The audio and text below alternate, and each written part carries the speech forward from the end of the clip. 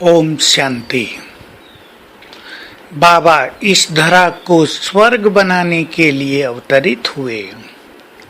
आत्माओं का कल्याण करने के लिए उसने हम सभी को सत्य ज्ञान दिया, शक्तियां दी, वरदान दिए, रोज शिक्षक बनकर पढ़ाया।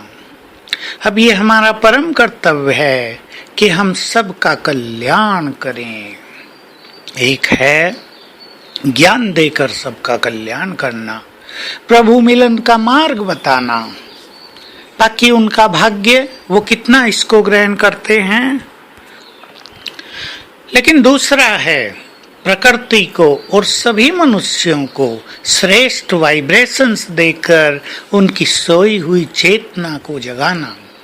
प्रकृति भी संपूर्ण सतो प्रधान बनेगी। जीव जंतुओं को भी हमें वाइब्रेशंस देकर उनका कल्याण करना होगा। इसलिए ये एक बहुत गुह्य बात सभी को याद रखनी है कि हमारी विश्व कल्याण की भावना भी सबका कल्याण करती रहेगी। इसे अंडरलाइन कर दें। इसलिए अपने स्वमान को बहुत बढ़ा दें कि मैं विश्व कल्याणकारी हूँ।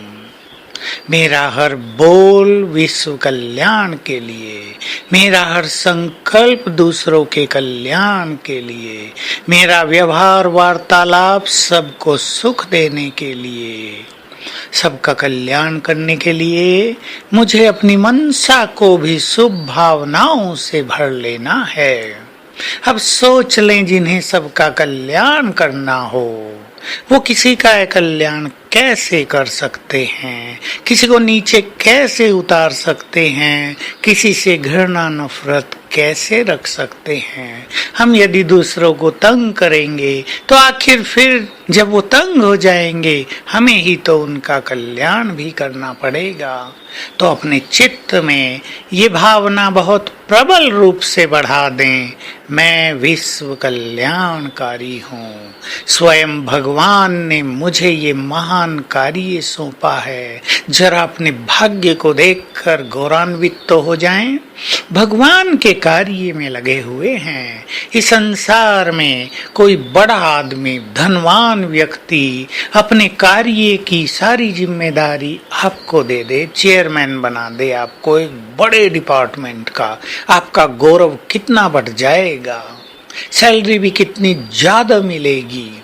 भगवान ने हमें अपना साथी बना लिया और एक बहुत बड़ा कार्य युग परिवर्तन का, सब आत्माओं को बदलने का, निर्विकारी बनाने का, उसमें हमें अपना साथी बना लिया और कहा मैं तो हूँ ही, लेकिन तुम्हें ये कार्य विशेष रूप से करना है।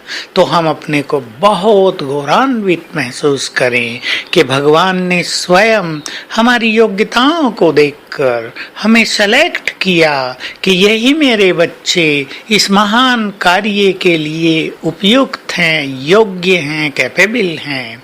इनके द्वारा ही मुझे सबका कल्याण कराना है। और जो इस कार्य में निमित्त बनते हैं, चाहे वो गृहस्थ में रहते हों, चाहे समर्पित हो गए हों, उनको बाबा विशेष शक्तियां भी प्रदान कर देते हैं। हमें ये नहीं भूलना चाहिए, जो कार्य बाबा हमें देते हैं उसको संपन्न करने के लिए वो हमें अपनी शक्तियां भी बहुत दे देते हैं। हम इस सत्य को रियलाइज कर लें कि हमारे साथ परमात्म शक्तियां हैं, उसका वरदानी हाथ भी हमारे सिर पर है। और हम ये भी याद रखें, जितना हम योग युक्त रहेंगे, जितना हम अपनी पवित्रता के बल को बहुत बढ़ाएंगे, जितना हमारे चित्त में सबके लिए शुभ भावनाएं बढ़ेंगी, उतना ही हमारे द्वारा विश्व का कल्याण होगा। इसलिए इन भावनाओं को भी बढ़ाएं और इसके पीछे जो ये 3 विशेष महानताएं हैं, योग, पवित्रता और शुभ भावनाएं। इन्हें भी जीवन में तेजी से अपनाते चले।